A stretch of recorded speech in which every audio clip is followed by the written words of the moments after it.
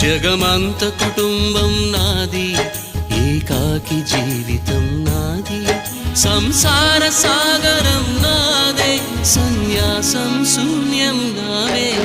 జగమంత కుటుంబం నాది, ఏకాకి జీవితం నాది.